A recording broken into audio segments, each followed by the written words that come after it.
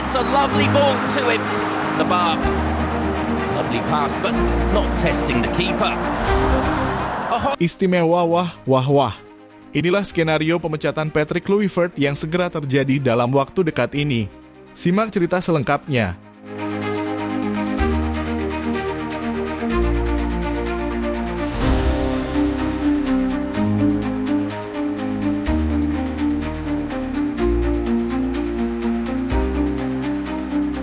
Wah. Sepertinya Erick Thohir akan terima tawaran dari presidennya Malaysia untuk jadi Dewan Penasihat dari FAM. Apakah benar? Simak saja sampai selesai.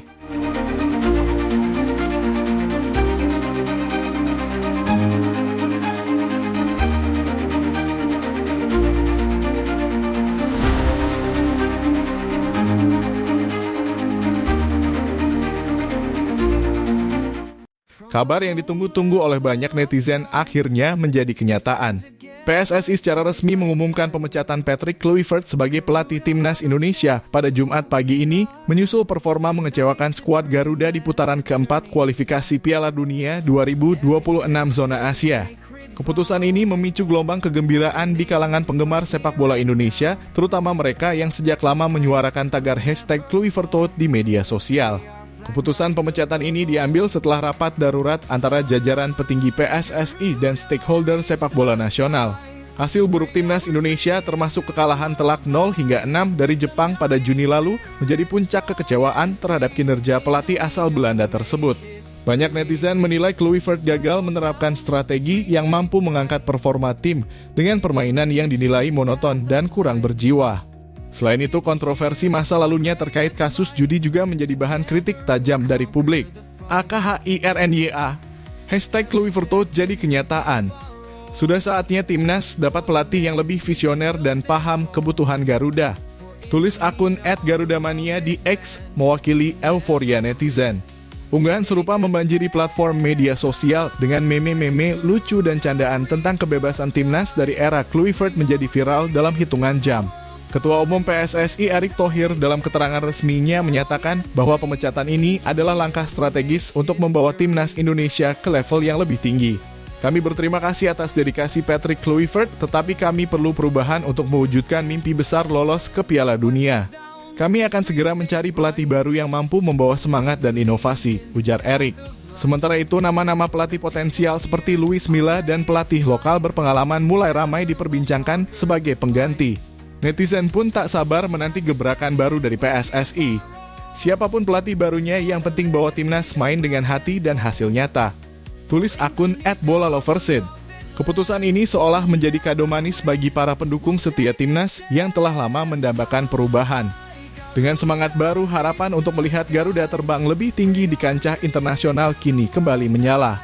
Kira-kira itulah yang akan terjadi apabila Patrick Kluivert tidak dapat memenangkan pertandingan di kualifikasi Piala Dunia putaran keempat. We are strong, under one flag we all belong. This hope is ours, we will not yield. Garuda rise and rule the field.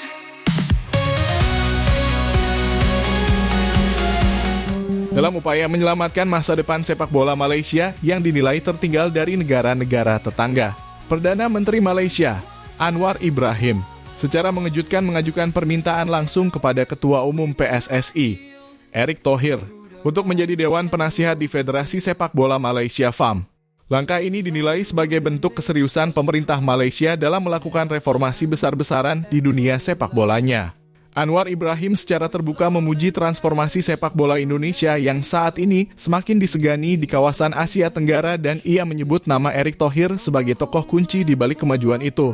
Kita tidak boleh terus tertinggal. Kita butuh sosok seperti Encik Erick Thohir untuk membimbing dan memberikan arah baru kepada FAM, ungkap Anwar dalam pernyataan persnya. Menanggapi hal ini, Erick Thohir belum memberikan jawaban resmi. Namun sumber terdekat menyebutkan bahwa pria yang juga menjabat sebagai Menteri BUMN Indonesia itu membuka kemungkinan membantu secara konsultatif meskipun dirinya masih fokus sebagai Ketua Umum PSSI.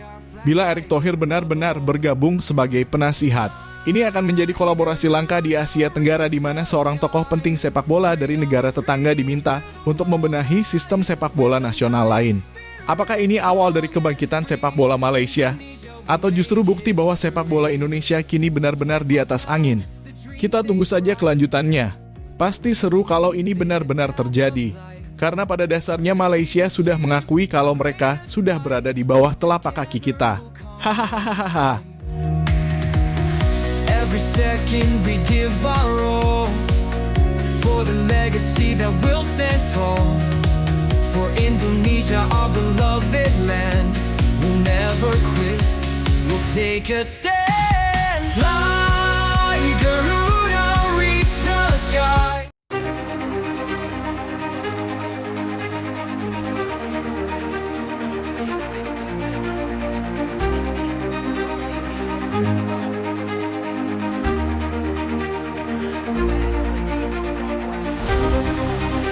Ya Allah, Alhamdulillah, Ole Romanyi terkonfirmasi akan tetap tampil di putaran keempat Piala Dunia.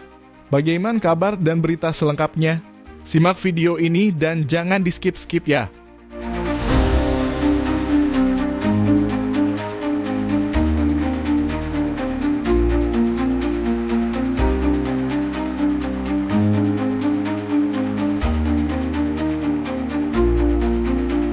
Wadidaw, wah wah wah. Amukan fans Harimau Malaya setelah kegagalan total Federasi Malaysia tunjukkan prestasi di AFF U23 bikin heboh satu stadion. Erick Thohir sampai diminta bantu perbaiki federasi. Benarkah?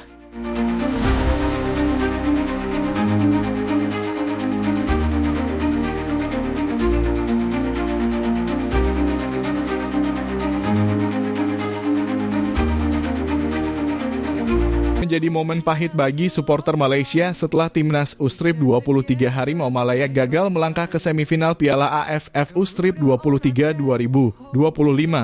Laga penentuan grup A melawan timnas Indonesia U-Strip 23 di Stadion Utama Gelora Bung Karno berakhir dengan skor imbang 0-0 pada Senin malam pukul 20.00 waktu Indonesia Barat.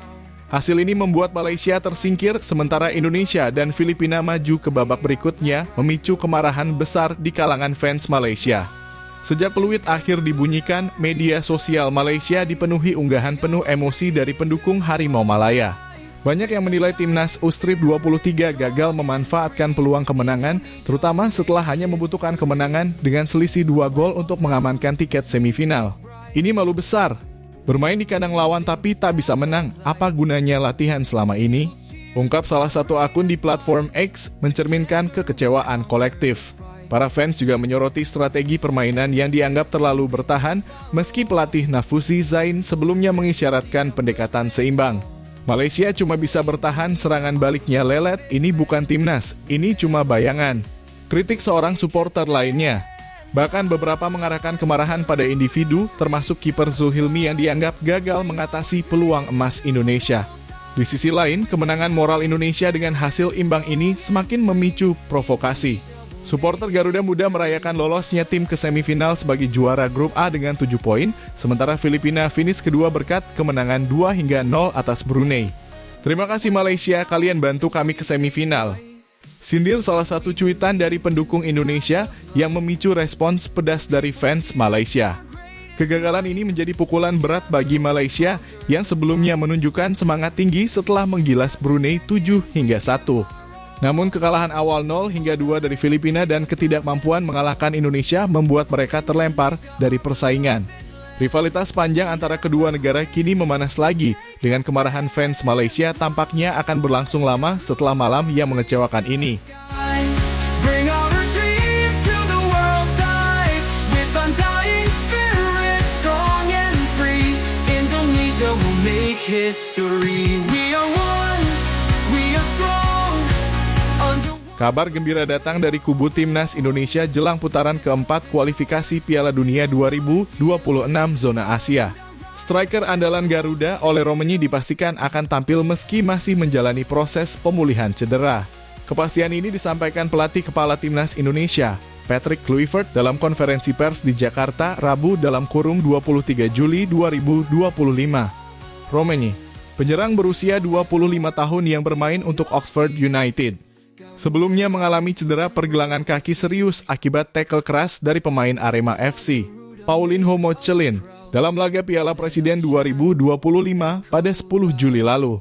Cedera tersebut memaksanya menjalani operasi pada 17 Juli 2025 yang berjalan lancar. Meski awalnya diragukan bisa tampil di ronde keempat yang digelar pada 8, 11, dan 14 Oktober 2025, perkembangan positif dalam pemulihannya membuka peluang bagi sang pemain untuk kembali memperkuat timnas. Ole menunjukkan semangat luar biasa dalam pemulihannya. Tim medis melaporkan progres yang sangat baik dan dia sudah mulai berlatih ringan. Kami akan memantaunya ketat, tapi saya optimistis dia bisa tampil di laga-laga krusial bulan Oktober, ujar Kluivert. Pelatih asal Belanda ini juga menyebut bahwa Romani akan menjalani program khusus untuk memastikan kondisinya optimal. Ketua Umum PSSI Erick Thohir turut menyambut baik kabar ini. Ole adalah pemain kunci di lini depan. Kehadirannya sangat penting apalagi kita akan menghadapi lawan tangguh seperti Arab Saudi dan Irak di grup B. Tapi kami tetap berhati-hati agar dia pulih sepenuhnya, ungkap Erick. Romani sendiri telah menjadi sosok vital bagi timnas Indonesia dengan torehan 3 gol penting melawan Australia, Bahrain, dan Cina di putaran ketiga kualifikasi. Dalam unggahan di akun Instagram pribadinya dalam kurung @oleromani, ia mengaku bersyukur atas dukungan supporter dan berjanji memberikan yang terbaik. Terima kasih atas doa dan dukungannya. Saya akan berjuang keras untuk kembali lebih kuat dan membantu timnas meraih hasil terbaik, tulisnya. Kembalinya Romani diharapkan dapat menambah daya gedor timnas Indonesia di ronde keempat yang menjadi langkah penting menuju Piala Dunia 2026. Skuad Garuda dijadwalkan melakoni laga tandang dan kandang melawan Arab Saudi dan Irak dengan target mempertahankan performa impresif mereka di kualifikasi sebelumnya. Semua mata kini tertuju pada sang striker untuk kembali menjadi tumpuan di lini serang. The dream stays bright. We believe in this path of light. The people's cheers, our greatest might. Together we'll conquer the fight.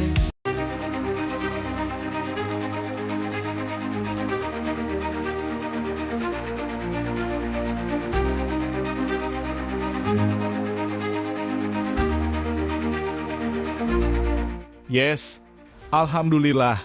Kabar berikut pasti akan bikin semua netizen pecinta timnas melompat kegirangan. PSSI resmi umumkan naturalisasi striker murni baru untuk gantikan Ole Romani yang absen di laga round 4 kualifikasi Piala Dunia. Siapakah dia? Simak ceritanya, jangan di-skip sedetik pun.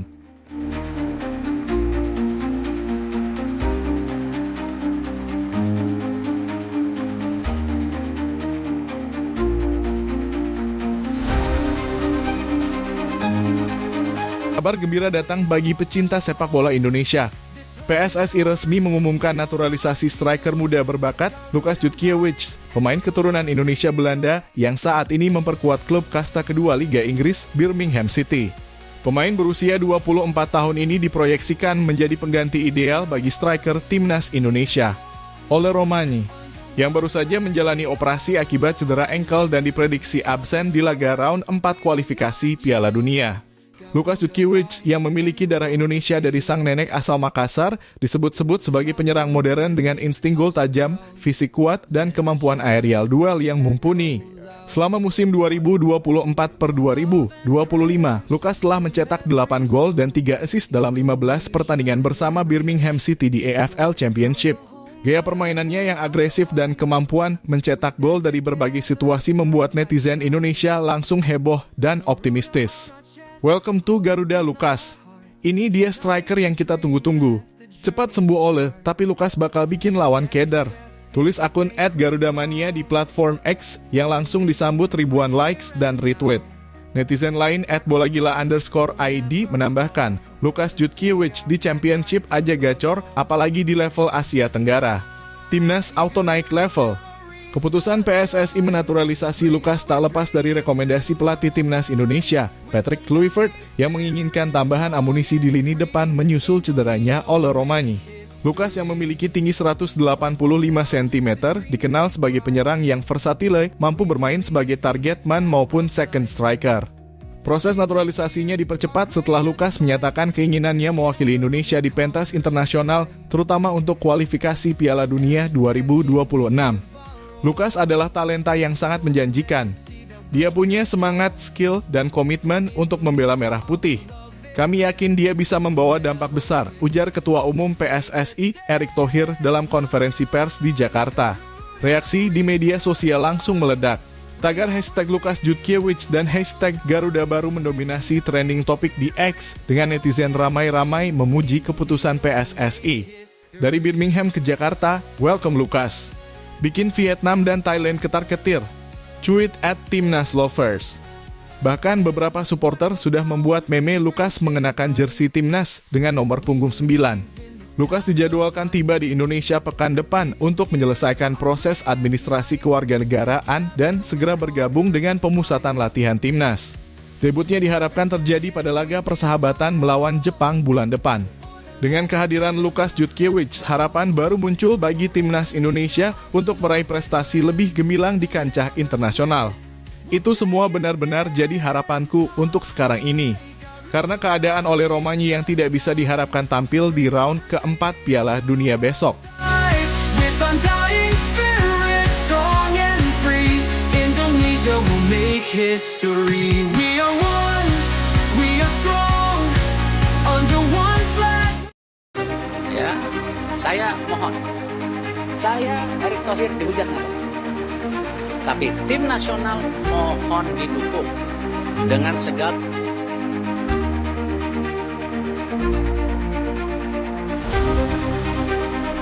Wah wah wah, gegerkan seluruh warga ASEAN. STY tiba-tiba muncul menyaksikan secara langsung di tribun saat Indonesia berhasil taklukkan Filipina. Pertanda apakah ini? Simak berita selengkapnya. Apakah gol yang gol? Pemirsa gol!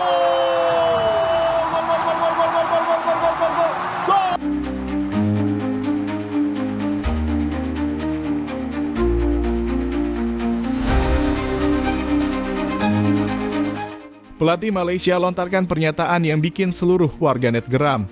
Simak pernyataan aneh dan nyeleneh pelatih Malaysia berikut ya.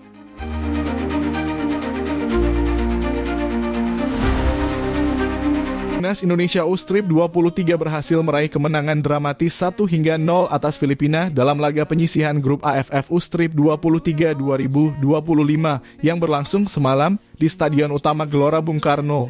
Gol tunggal kemenangan Garuda Muda tercipta di menit-menit akhir melalui sundulan akurat, memicu sorak-sorai ribuan supporter yang memadati tribun. Namun sorotan utama malam itu tertuju pada kehadiran Shin Tae-yong dalam kurung, STY, mantan pelatih timnas Indonesia yang terlihat menyaksikan laga dari tribun kehormatan. STY yang dikenal sebagai arsitek kebangkitan sepak bola Indonesia tampak fokus mengamati permainan anak asuhnya dulu. Meski tak lagi menangani timnas, strategi dan semangat pantang menyerah yang ia tanamkan masih terasa dalam permainan Garuda Muda.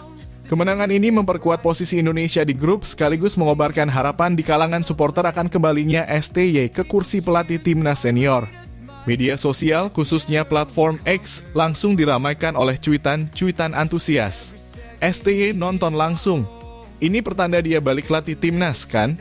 Tulis akun @garudamania. Pengguna lain @bolanusantara menulis, aura STY masih hidup di tim ini. Kembalilah, coach. Meski PSSI belum memberikan pernyataan resmi, kehadiran STY di laga ini memicu spekulasi kuat bahwa pelatih asal Korea Selatan tersebut sedang mempertimbangkan kembali peran di timnas Indonesia. Dengan kemenangan ini, Indonesia U-Strip 23 kini bersiap menghadapi laga berikutnya dengan kepercayaan diri tinggi. Sementara itu, mata publik sepak bola nasional kini tertuju pada STY, menanti apakah legenda kepelatihan ini akan kembali membawa Garuda terbang lebih tinggi. The people's cheers, our greatest might. Together we conquer the fight. Every second we give our all. Jelang laga sengit melawan timnas Indonesia U-Strip 23 di Piala AFF U-Strip 23 2025, pelatih tim nasional Malaysia U-Strip 23, Nafusi Zain, memanaskan suasana dengan pernyataan penuh percaya diri. Dalam konferensi pers menjelang pertandingan di Stadion Utama Gelora Bung Karno pada 21 Juli 2025, Nafusi menyebut Indonesia sebagai lawan berat, namun menegaskan timnya siap memberikan kejutan. Indonesia adalah tim kuat dan favorit juara, tapi Harimau Malaya Muda tidak akan menyerah. Kami datang untuk bertarung dan membuktikan siapa yang terbaik, ujarnya dengan nada menantang.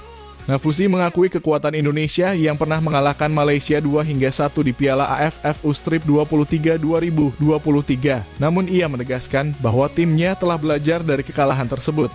Kami sudah menganalisis permainan Indonesia. Mereka punya kecepatan dan serangan mematikan, tapi kami punya strategi untuk mematahkan mereka. Ini saatnya Malaysia bangkit. Tambahnya memicu antusiasme pendukung Malaysia yang menantikan revanse. Ia juga menyinggung rivalitas klasik kedua negara, mengingatkan kemenangan dramatis Malaysia atas Indonesia melalui adu penalti di final SEA Games 2011. Pertandingan ini diprediksi akan berlangsung panas dengan ribuan supporter Indonesia memadati stadion untuk mendukung Garuda Muda. Di media sosial, pernyataan Nafusi langsung memicu respons dari netizen Indonesia yang membalas dengan semangat mendukung timnas. Dengan tensi tinggi dan sejarah rivalitas yang kental, laga Indonesia versus Malaysia di Piala AFF U-Strip 23 2025 ini dipastikan akan menjadi salah satu duel paling dinanti di turnamen. Price will never fall to see our flag rise above all. Fly, Garuda, reach the skies. Bring our dream to the world's eyes. With undying spirit, strong and free, Indonesia will make history. Sweat falls.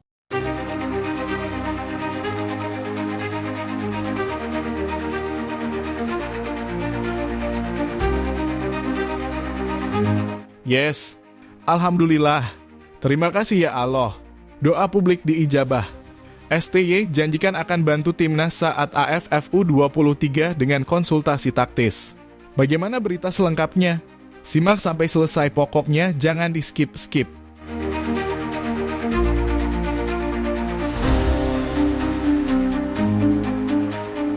Of pride. Setelah resmi tidak lagi menjabat sebagai pelatih timnas Indonesia pada Januari 2025, Shin Tae-yong dalam kurung STY kembali menjadi sorotan publik sepak bola Indonesia.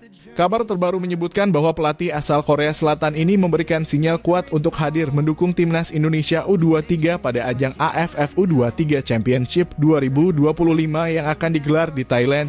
Meskipun kini menjabat sebagai Wakil Presiden Korea Football Association dalam kurung, KFA STY menyatakan komitmennya untuk terus mendukung perkembangan sepak bola Indonesia, tempat ia meninggalkan jejak bersejarah selama 5 tahun kepelatihannya. Dalam pernyataan resminya pada 11 Januari 2025, STY mengungkapkan rasa terima kasihnya kepada masyarakat Indonesia atas dukungan luar biasa selama ia melatih timnas Garuda. Saya bangga telah membangun fondasi kuat untuk sepak bola Indonesia. Saya berharap Indonesia bisa lolos ke Piala Dunia 2026 dan saya akan selalu mendukung, ujarnya. Lebih lanjut, STY dikabarkan berjanji untuk memberikan bantuan dalam bentuk konsultasi taktik dan strategi untuk timnas U-Strip 23 menjelang AFF U-Strip 23 2025. Ia disebut-sebut akan hadir sebagai penasihat atau pendamping tim, memanfaatkan pengalamannya membawa timnas U-Strip 23 Indonesia mencapai semifinal Piala Asia U-Strip 23 2024, sebuah pencapaian bersejarah. Kehadiran STY di AFF U-Strip 23 mendatang dianggap sebagai angin segar, terutama setelah pencopotannya yang menuai kontroversi. Banyak penggemar di media sosial, seperti yang terlihat di unggahan X, masih mengenang kontribusinya yang telah mengangkat peringkat FIFA Indonesia dari 173 ke 127 dan membawa tim ke babak 16 besar Piala Asia 2023. Coach STY bukan hanya soal taktik, tapi juga mental dan harga diri. Dia bikin timnas disegani, tulis salah satu pengguna X, mencerminkan sentimen positif yang masih kuat. Meski PSSI telah menunjuk Patrick Kluivert sebagai pelatih baru, kehadiran STY di AFF U-Strip 23 2025 diharapkan dapat memberikan dorongan moral bagi para pemain muda.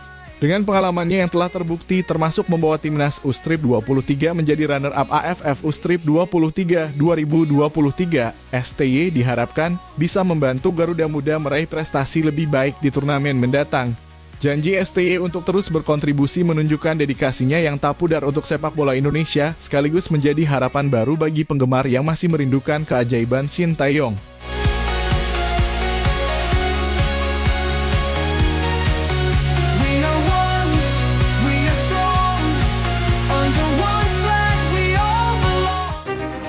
Adidas, penonton terbesar nomor 4 di dunia.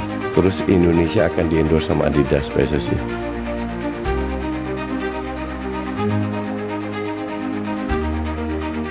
Bikin geger seluruh Asia. Adidas akan gantikan Earthpo untuk timnas Indonesia. FIFA semakin anggap Indonesia penting untuk lolos Piala Dunia. Simak berita selengkapnya.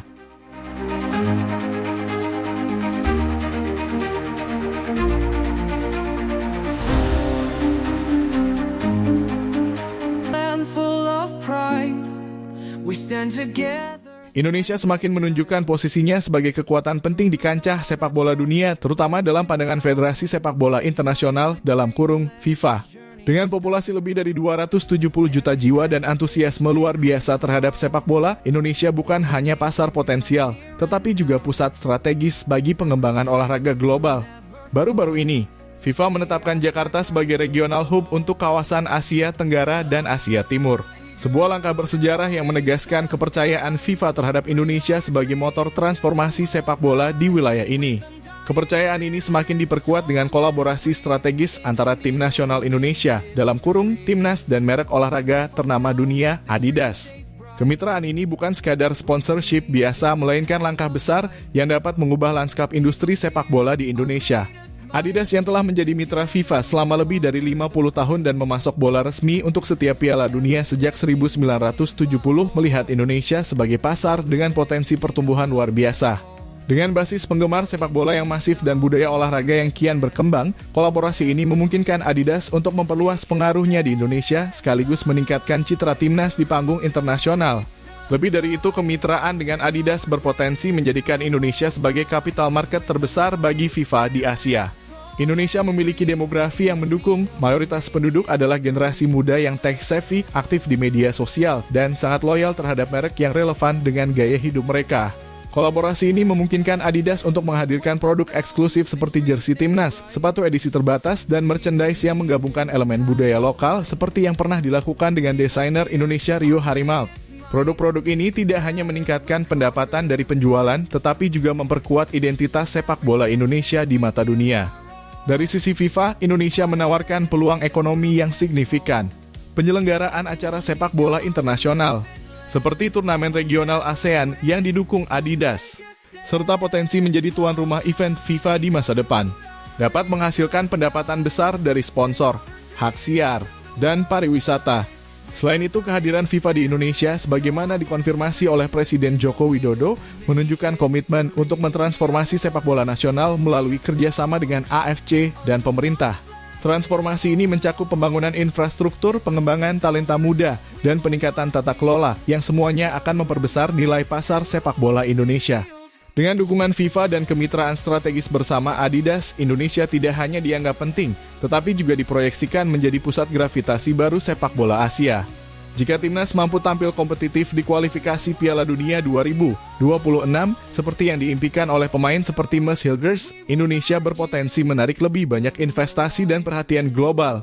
Kombinasi antara pasar yang besar, antusiasme penggemar, dan kolaborasi dengan merek kelas dunia seperti Adidas menempatkan Indonesia di jalur untuk menjadi capital market terbesar bagi FIFA, sekaligus membawa sepak bola Indonesia ke puncak kejayaan. Oh, nggak Erspo lagi? Gue nggak mau ngomong ini. Wah. Harimau Malaya digembosi FIFA akibat langgar aturan naturalisasi. Sanksi berat apa untuk Harimau Malaya? Simak beritanya dan jangan di-skip.